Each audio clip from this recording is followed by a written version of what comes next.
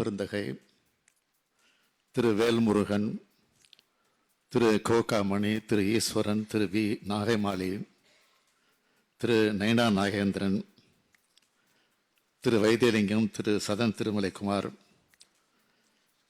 திரு சிந்தனை செல்வன், திரு ராமச்சந்திரன், திரு அப்துல் சமத் ஆகியோர் இப்பொருள் குறித்து தங்கள் கருத்துக்களை பதிவு செய்ததோடு அரசுக்கும் பல ஆக்கப்பூர்வமான கருத்துக்களையும் தெரிவித்தனர். அவர்களுக்கு என்னுடைய நன்றியை நான் தெரிவித்துக் கொள்கிறேன். அரசு நிச்சயமாக அதை கவனத்திலே ஏற்றுக்கொண்டிருக்கிறது. மாண்புமிகு எதிர்க்கட்சித் தலைவர் அவர்களும் வெளிநடப்பு செய்யாமல் அவைக்குள் இருந்து தன் கருத்துக்களை பதிவு செய்திருக்கலாம். ஆனால் ஏனோ அதனை செய்யாமல் இது போன்ற ஒரு முக்கியமான பிரச்சனையிலும் அரசியல் காரணங்களுக்காக கட்சியினோடு வெளியே சென்று விட்டார். அவருக்கும் சேர்த்தே நான் பின்வரும் விவரங்களை தங்கள் வாயிலாக இந்த பேரவைக்கு தெரிவிக்க விரும்புகிறேன்.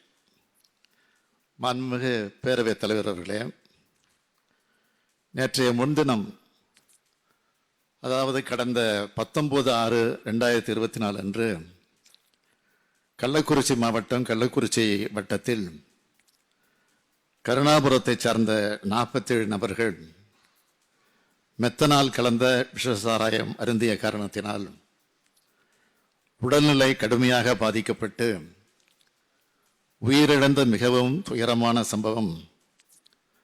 அது குறித்து உங்களைப் போலவே நானும் மிகுந்த வேதனையும் வருத்தமும் அடைகிறேன். அது தொடர்பாக நேற்றைய தினம் இந்த பேரவையில் உயிரிழந்தவர்களுக்கு அஞ்சலியும் செலுத்தியிருக்கிறோம். இறந்து போன உயிர்களுக்கு எனது ஆழ்ந்த இரங்கலை நான் தெரிவித்துக் கொள்கிறேன். உறவினர்களை இழந்து வாடும் குடும்பத்தினருக்கு எனது ஆறுதலையும் தெரிவித்துக் கொள்கிறேன். இந்த சம்பவம் குறித்து பல்வேறு கருத்துக்கள் இந்த அவையில் தெரிவிக்கப்பட்டிருக்கக்கூடிய நிலையிலே மாண்புமிகு பேரவைத் தலைவருடைய அனுமதியோடு சில விவரங்களை இந்த அவைக்கு தெரிவிக்க விரும்புகிறேன். கள்ளக்குறிச்சி மாவட்டத்தில் நேற்று முன்தினம் நடைபெற்ற கருணாபுரம் சம்பவத்தை பொறுத்தமட்டில் காவல்துறை மற்றும் வருவாய்த்துறையினர் மேற்கொண்ட முதற்கட்ட விசாரணையில் மெத்தனால் கலந்த சாராயத்தை அருந்தியதால் பலர் உடல்நிலை பாதிக்கப்பட்டுள்ளனர் என்ற தகவல் கிடைத்தது. உடனடியாக பாதிக்கப்பட்ட அனைவருக்கும் தேவையான அவசர மருத்துவ உதவிகளை செய்திட அறிவுறுத்தினேன். மருத்துவ பணிகளை விரைவுபடுத்திட கூடுதலாக 57 அரசு மருத்துவர்கள் விழுப்புரம், சேலம், திருச்சி, திருவண்ணாமலை, செங்கல்பட்டு ஆகிய மாவட்டங்களிலிருந்து கள்ளக்குறிச்சி மருத்துவமனைக்கு அனுப்பி வைக்கப்பட்டனர். போதுமான செவிலியர்களும் மற்றும் தொழில்நுட்ப பணியாளர்களும் அங்கு அனுப்பி வைக்கப்பட்டனர். கள்ளக்குறிச்சி அரசு மருத்துவமனையில் ஏற்கனவே உள்ள 161 மருத்துவர்களோடு இவர்களும் அங்கு இணைந்து பணியாற்றி வருகிறார்கள். அரசு மருத்துவமனைகளில் இதுபோன்ற நிகழ்வுகளில் சிகிச்சைக்கு பயன்படுத்தக்கூடிய உயிர்காக்கும் மருந்துகள் அனைத்தும் போதுமான அளவில் இருப்பில் வைக்கப்பட்டுள்ளன. தேவைப்படும் இடங்களில் பாதிக்கப்பட்டவரின் உயிர்களை காத்திடும் பொருட்டு அவை விலை சந்தையில் வாங்கியும் பயன்படுத்தப்பட்டு வருகிறது என்பதை தெரிவித்துக் கொள்கிறேன். அவை விலை சந்தையில் வாங்கியும் பயன்படுத்தப்பட்டு வருகிறது என்பதை தெரிவித்துக் கொள்கிறேன்.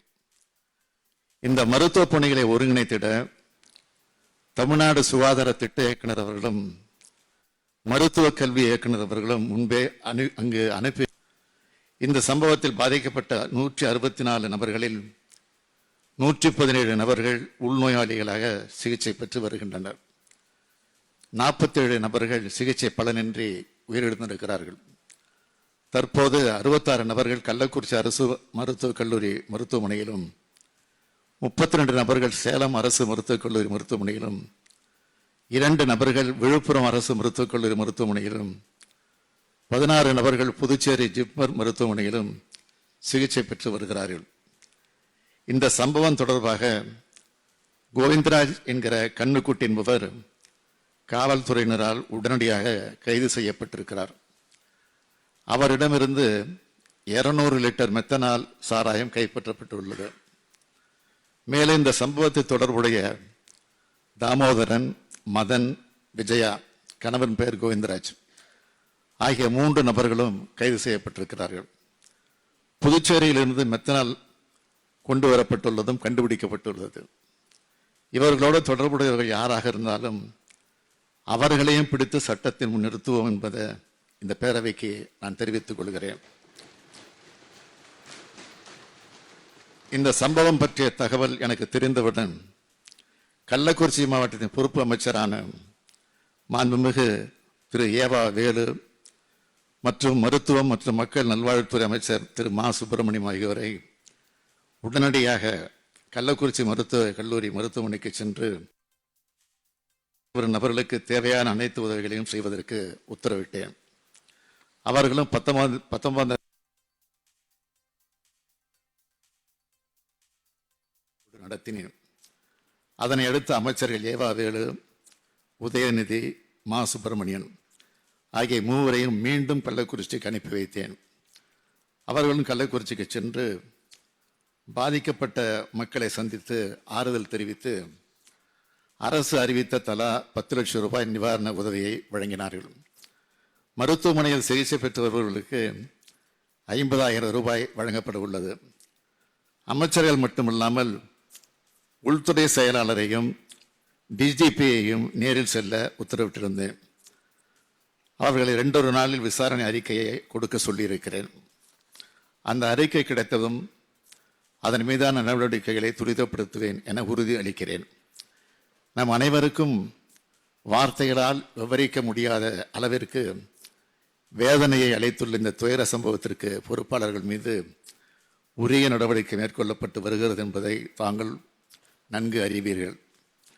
இதன் முதற்கட்டமாக கள்ளக்குறிச்சி மாவட்ட ஆட்சியர் உடனடியாக பணியிட மாற்றம் செய்யப்பட்டார். கள்ளக்குறிச்சி மாவட்ட காவல் கண்காணிப்பாளர் தற்காலிக பணியிட நீக்கம் செய்யப்பட்டார்.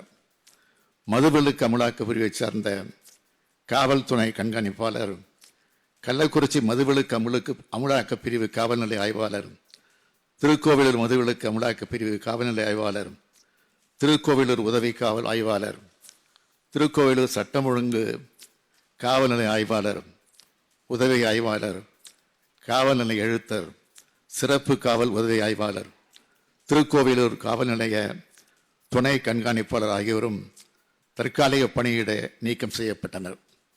மதுவிலக்கு அமலாக்க பிரிவு கூடுதல் தலைமை இயக்குனர் மற்றும் மதுவிலக்கு அமலாக்க பிரிவு காவல் கண்காணிப்பாளர் ஆகியோர் மாற்றப்பட்டு காத்திருப்போர் பட்டியலில் வைக்கப்பட்டுள்ளனர். இந்த சம்பவம் குறித்து தீர விசாரிக்கவும் அதன் அடிப்படையில் சட்ட ரீதியான நடவடிக்கை மேற்கொள்ளவும் இந்த வழக்கினை உடனடியாக சிபிசிஐடி வசம் ஒப்படைக்க உத்தரவிட்டேன். அதனைத் தொடர்ந்து சிபிசிஐடியும் ஐஜியும் நேரில் சென்று விசாரணையை தொடங்கியிருக்கிறார்கள். எதிர்கால சமுதாயத்தை மிக மோசமான வகையில் பாதிக்கும் போதைப் பொருட்களை எந்த வகையிலும் அனுமதிக்க இயலாது என்ற அடிப்படையில் இவற்றை விற்பனை செய்பவர்கள் மீது சட்ட ரீதியாக எடுக்க வேண்டிய அனைத்து நடவடிக்கைகளையும் நாங்கள் தீவிரமாக எடுத்து வருகிறோம். தொடர் நடவடிக்கை குறித்து இங்கு அனைவரும் பேசினீர்கள். கடந்த ஆண்டு மே மாதம் நடைபெற்ற இதே போன்ற சம்பவம் தொடர்பான வழக்கினை இந்த அரசு சிபிசிஐயிடம் ஒப்படைத்தது. அந்த வழக்கு 2 மாவட்டங்கள் தொடர்புடையது. அதில் விழுப்புரம் வழக்கினை பொறுத்தவரையில் 21 குற்றவாளிகள் கைது செய்யப்பட்டனர். 8 குற்றவாளிகள் குண்டர் தடுப்பு சட்டத்தில் சிறையில் அடைக்கப்பட்டுள்ளனர்.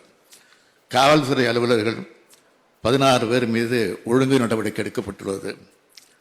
அந்த வழக்கில் கள்ளசாராயம் தயாரிக்க மெத்தனால் ஆந்திர மாநிலத்திலிருந்து கொண்டு வரப்பட்டது விசாரணையில் தெரிய வந்தது.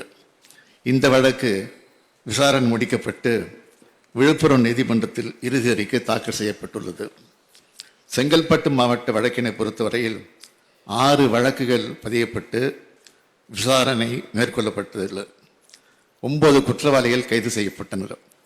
அவர்களுள் 5 நபர்கள் குண்டர் தடுப்பு சட்டத்தில் சிறையில் அடைக்கப்பட்டுள்ளனர். 6 காவல்துறை அலுவலர்கள் சஸ்பெண்ட் செய்யப்பட்டார்கள். இந்த வழக்கின் விசாரணை இறுதி கட்டத்தை எட்டியுள்ளது. தமிழ்நாடு அரசு இதில் சிறப்பு கவனம் செலுத்தி கள்ளச்சாராயம் காய்ச்சுதல் மற்றும் விற்பனை செய்தல், போலி மதுபானங்கள் கடத்துவது, மற்றும் விற்பனை செய்வது போன்ற குற்ற செயல்கள் நடைபெறா வண்ணம் தீவிர தடுப்பு நடவடிக்கைகளை மேற்கொண்டுள்ளது. அவற்றை பட்டியலிட்டு சொல்ல விரும்புகிறேன். கள்ளச்சாராயம் காய்ச்சுவதை தடுக்க மாவட்ட காவல்துறையுடன் மதுவிலக்கு அமலாக்க பிரிவு மற்றும் வருவாய்த்துறையினரால் அடிக்கடி சிறப்பு சோதனைகள் நடத்தப்படுகின்றன. நமது அரசு பொறுப்பேற்றதிலிருந்து இதுவரை கள்ளச்சாராயம் காய்ச்சுவர்கள் மீது 4,63,710 வழக்குகள் பதிவு செய்யப்பட்டு 4,61,084 பேர் கைது செய்யப்பட்டனர். இந்த அரசு பொறுப்பேற்றதிலிருந்து இதுவரை 565 பேர் குண்டர் தடுப்பு சட்டத்தின் கீழ் கைது செய்யப்பட்டிருக்கிறார்கள். 16,51,633 லிட்டர் கள்ளச்சாராயம் கைப்பற்றப்பட்டு அழிக்கப்பட்டுள்ளது. 1,42,019 எரிசாராயம் கைப்பற்றப்பட்டு அகற்றப்பட்டுள்ளது. 28,79,605 லிட்டர் உபுவர் கைப்பற்றப்பட்டு அழிக்கப்பட்டுள்ளது. மாநிலம் முழுவதும் மொத்தம் 45 நிரந்தர மதுவிலக்கு சோதனை சாவடிகள் ஏற்படுத்தப்பட்டு சட்டவிரோத மதுபான கடத்தலை தடுக்க நடவடிக்கை எடுக்கப்பட்டுள்ளன. கள்ளச்சாராயத்தில் முக்கியமாக மெத்தனால் பயன்பாட்டால் உயிரிழப்புகள் ஏற்படும் நிலையில் மாநிலத்தில் உள்ள அனைத்து மெத்தனால் உற்பத்தியாளர்கள், பயனர்கள் மெத்தனால் வைத்திருப்பதற்கான மற்றும் பயன்படுத்துவதற்கான உரிமம் பெற்ற தொழிற்சாலைகள் போன்றவற்றை தணிக்கை செய்ய மாவட்ட காவல்துறை கண்காணிப்பாளர்களுக்கு அறிவுறுத்தப்பட்டுள்ளது. மேலும் அவர்கள் மாதாந்திர அறிக்கைகள் மதுவிலக்கு அமலாக்க பிரிவு தலைமையகத்தில் கண்காணிக்கப்படுகின்றன. ஆனால் அண்டை மாநிலத்தில் உற்பத்தி செய்யப்படும் மெத்தனால் சட்டவிரோதமாக கள்ளத்தனமாக முறையில் நம் மாநிலத்திற்குள் கொண்டு வரப்பட்டு இது போன்ற சம்பவங்களுக்கு காரணமாக அமைந்து விடுகிறது. மேலும் அரசின் அறிவுரையின்படி போதைப் பொருட்கள் தடுப்பு சம்பந்தமாக மாவட்ட ஆட்சித்தலைவர் தலைமையில் காவல்துறை, வருவாய்த்துறை அலுவலர்கள் மற்றும் தமிழ்நாடு மாநில வாணிப கழகத்தின் மாவட்ட மேலாளர் ஆகியோரை கொண்டு ஒவ்வொரு திங்கட்கிழமையும் மாவட்ட ஒருங்கிணைப்பு கூட்டங்கள் நடத்தப்படுகின்றன. கள்ளச்சாராயம் காய்ச்சுபவர்கள் மற்றும் போதைப் பொருட்களை விற்பனை செய்பவர்கள் மீது பாரபட்சமின்றி குண்டர் தடுப்பு சட்டத்தின் கீழ் நடவடிக்கை எடுக்க வேண்டும் என்று உத்தரவிட்டுள்ளேன். சம்பவம் நடைபெற்ற கள்ளக்குறிச்சியை பொறுத்தமட்டில் இந்த அரசு பொறுப்பேற்றதிலிருந்து 14,606 வழக்குகள் பதிவு செய்யப்பட்டு 10,154 குற்றவாளிகள் கைது செய்யப்பட்டுள்ளனர். 58 பேர் குண்டர் தடுப்பு சட்டத்தின் கீழ் சிறையில் அடைக்கப்பட்டனர். இப்படி இந்த அரசானது கள்ளச்சாராயத்துக்கு அறவே ஒழிப்பதற்கு மிக கடுமையான நடவடிக்கை எடுத்து வரும் நிலையில் இதுபோன்ற சில விரும்பத்தகாத நிகழ்வு ஏற்படுவது மிகவும் வேதனைக்குரியது. இந்த சம்பவத்தில் பாதிக்கப்பட்டவர்களுக்கு அனைத்து உதவிகளையும் இந்த அரசு செய்யும். அதன் அடிப்படையில் இந்த சம்பவத்தில் பாதிக்கப்பட்ட குழந்தைகளுக்கு மறுவாழ்வு அளிக்கவும் அவர்கள் எதிர்கால நலனை கருத்திலே கொண்டு ஏற்கனவே அறிவிக்கப்பட்ட 10 லட்சம் ரூபாய் நிவாரண நிதியோடு பின்வரும் நிவாரணங்கள் கூடுதலாக வழங்கப்படும். பெற்றோர் இருவரையோ அல்லது ஒருவரையோ இழந்து வாடும் குழந்தைகளின் பட்டப்படிப்பு வரையிலான கல்வி கட்டணம் மற்றும் விடுதி கட்டணம் உள்ளிட்ட அனைத்து செலவினங்களையும் தமிழ்நாடு அரசு ஏற்றுக்கொள்ளும். பெற்றோர் இருவரையும் இழந்து ஆதரவின்றி தவிக்கும் ஒவ்வொரு குழந்தையும் பாதுகாவலர் பராமரிப்பு வளர அவர்கள் 18 வயது நிறைவடையும் வரை மாத பராமரிப்பு தொகையாக தலா 5,000 ரூபாய் வழங்கப்படும். பெற்றோர் இருவரையும் இழந்த குழந்தைகளுக்கு உடனடி நிவாரண தொகையாக அவர்களின் பெயரில் தலா 5 லட்சம் ரூபாய் முதலமைச்சரின் பொது நிவாரணத்திலிருந்து நிலையான வைப்பு தொகையில் வைக்கப்படும். அவர்கள் 18 வயது பூர்த்தி அடைந்தவுடன் அந்த தொகை வட்டியோடு அவர்களுக்கு வழங்கப்படும். பெற்றோர் இருவரில் ஒருவரை இழந்து வாடும் குழந்தைகளுக்கு தலா 3 லட்சம் ரூபாய் முதலமைச்சரின் பொது நிவாரணத்திலிருந்து வழங்கப்படும். பெற்றோர் இருவரையோ அல்லது ஒருவரையோ இழந்து வாடும் குழந்தைகளுக்கு அரசின் அனைத்து நலத்திட்ட உதவிகளையும் முன்னுரிமை வழங்கப்படும். பெற்றோரை இழந்த குழந்தைகள் அவர்கள் விருப்பத்தின் பேரில் அரசு மற்றும் அரசு நிதியுதவி பெறும் இல்லங்கள் மற்றும் விடுதிகளில் சேர்க்கப்படுவார். மேலும் இது போன்ற சம்பவங்கள் மீண்டும் நிகழா வண்ணம் அரசு மேற்கொள்ள வேண்டிய நடவடிக்கைகள் குறித்து ஆலோசனைகளை வழங்கவும், கள்ளக்குறிச்சி சம்பவம் குறித்து ஒரு விரிவான விசாரணை மேற்கொள்ள ஓய்வு பெற்ற உயர்நீதிமன்ற நீதியரசர் திரு கோகுல்தாஸ் அவர்கள் தலைமையில் ஒரு நபர் ஆணையம் அமைத்திடவும் உத்தரவிடப்பட்டுள்ளது. இந்த ஆணையம் இது குறித்து முழுமையாக விசாரித்து தனது பரிந்துரைகளை 3 மாதங்களுக்குள் வழங்கும். அதன் அடிப்படையில் இந்த அரசு உரிய நடவடிக்கைகள் மேற்கொள்ளும் என்று தெரிவித்துக் கொள்கிறேன். நடைபெற்ற சம்பவத்துக்கு முதலமைச்சர் பொறுப்பேற்க வேண்டும் என்று இங்கு பேசினார்கள். உள்துறையை கவனிப்பவன் என்ற முறையில் மட்டுமல்ல, தமிழ்நாட்டின் முதலமைச்சர் என்ற முறையில் இந்த பிரச்சனையில் இருந்து நான் ஓடி ஒளிவப்பன் அல்ல, பொறுப்பை உணர்ந்ததற்காக தான் பொறுப்போடு பதிலளித்துக் கொண்டிருக்கிறேன். எடுத்த நடவடிக்கைகளையும் பட்டியலிட்டிருக்கிறேன். குற்றவாளிகளை கைது செய்துவிட்டுத்தான் உங்களுக்கு பதிலளித்திருக்கிறேன். திறந்த மனதோடு இரும்பு கரங்கொண்டு குற்றம் புரிந்தவர்களை அடக்கி வருகிறேன். எதிர்க்கட்சி ஆட்சியில் இருந்த காலத்தில் போதைப் பொருள் விவகாரத்தில் அமைச்சர்கள், உயர்காவல்துறை அதிகாரிகள் ஈடுபட்டு விசாரிக்கப்பட்டு அந்த வழக்கு நீதிமன்றத்திலும் இருக்கிறது என்பதை நாட்டு மக்கள் மறந்துவிடவில்லை. அதிமுக ஆட்சி காலத்தில் ஏற்பட்ட கள்ளச்சாராய மரணங்கள் பற்றிய பட்டியல் என் கையில் இருக்கிறது. அதையெல்லாம் வைத்து அரசியல் பேச நான் விரும்பவில்லை. துயரம் மிகுந்த இந்த சம்பவத்தை அரசியல் ஆதாயம் தேட வேண்டாம் என்று கேட்டுக்கொள்கிறேன். என்னை பொறுத்தவரை சமூக விரோத சக்திகளிடமிருந்து மக்களை காக்க எந்த விதமான கடுமையான நடவடிக்கைகளை எடுப்பேன் என உறுதி அளிக்கிறேன். வணக்கம்.